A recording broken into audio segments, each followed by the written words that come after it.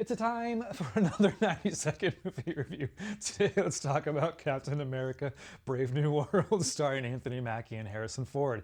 This is the fourth Captain America movie, but the first with Mackie as Captain America. It pretty much kind of feels like it's right after Civil War, except the events of the last few Avengers movies affect how we got here. Sam Wilson as Captain America is fine, but he doesn't fully fit what like Chris Evans was doing. His moves and costumes are exactly what he was doing as Falcon, except now he has a shield on his chest. Other costumes and character designs are just straight up ugly, and I think I said ew multiple times throughout. The villain follows one of those examples of being ugly, and it just feels like a retread of what Zemo was doing in Civil War.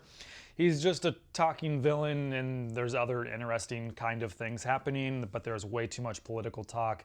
I think the words treaty and buyer are said about 100 times. Harrison Ford is just being Harrison Ford. I didn't really like him as Thunderbolt Ross. The Red Hulk stuff was pointless, so there's a lot of pointless things here. The action looks fine. There's one very cool aerial fight scene. But there's horrible mismatched music, basic writing. There are way too many new characters, including a new Black Widow who's shorter and just looks like she's a cosplayer. Other characters that felt like you clearly needed to watch about a dozen bland Disney TV Plus shows to even slightly know who they were.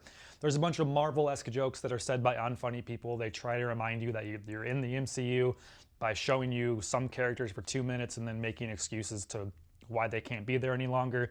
It's a much smaller movie in scale compared to what the MCU has been doing lately, and it honestly felt like it brought the MCU backwards rather than paying homage to like Phase 1. It's an unimpressive entry with just some downright bad things. I'm gonna honestly go with a 1.5 out of 5. We'll see you next time at the movies.